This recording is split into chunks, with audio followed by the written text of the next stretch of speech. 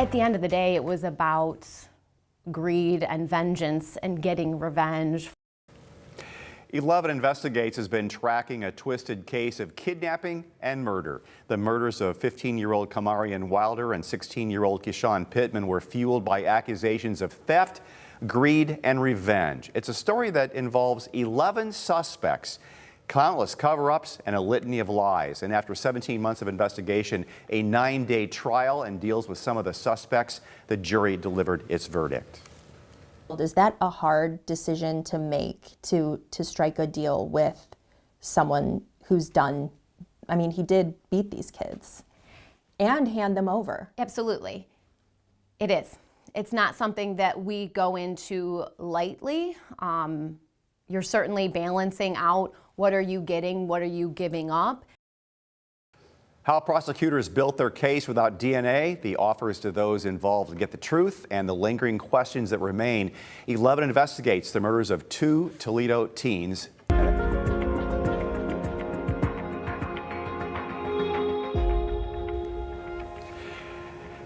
And the next part of that is coming up tonight at 11 o'clock, and Mel Andrews is here with us in studio to talk a little bit more about tonight's story. Now, this is part 4, correct? Out of 6?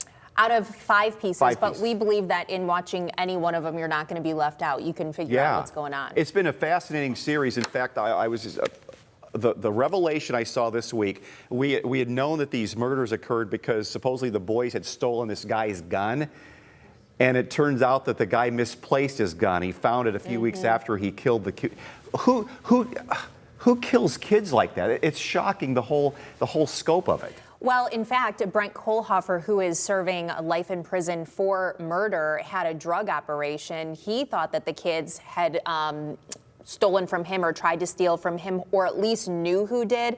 But his own nephews had been stealing from him. Cruz Garcia thought that the boys tried to rob his mom. So a number of these people who were involved at least thought that the boys tried to steal from them, either guns or money or drugs, but it was never proven that the boys stole anything. There was so much to unpack here because we've talked before, it was unbelievable. 11 people were involved with this whole thing.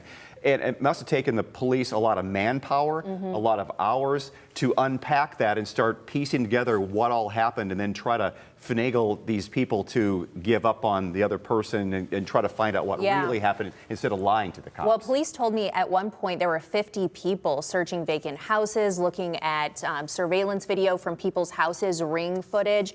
But once they got all these 11 people, and then some really, 11 ended up being charged, but there were all kinds of other people around and knew things, this and that. But once they got them all to where they thought that they could make a deal with them, it's called a proffer. This is where the prosecutors come in and say, okay, Dan, what do you know? You're going to be truthful with me, and then we want to make a deal because you want a lesser charge. I want you to tell the truth. So the prosecution told me this case was the most discovery they've ever had, and discovery is when the prosecution and the defense have to share information. I know what you have, you know what I have for trial.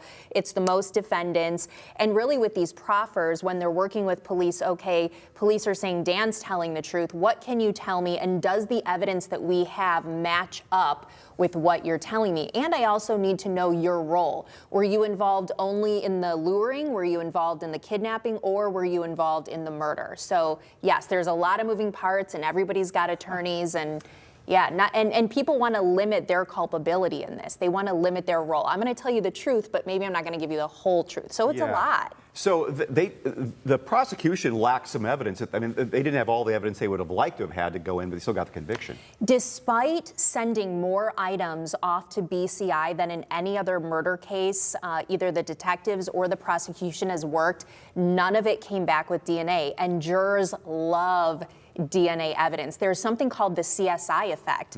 And all of us who watch true crime, all the way back, how many years has CSI been on? 20 years, and now we have DNA. Jurors expect that you're going to have that DNA evidence. But the truth is, I could pick up this piece of paper and my DNA may or may not be on that piece of paper. It doesn't mean I didn't pick up the piece of paper.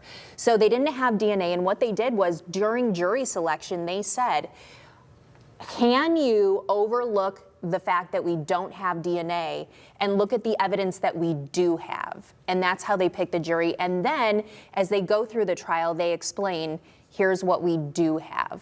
So they will get around the whole thing and still get a conviction on the counts that they wanted to get. Correct.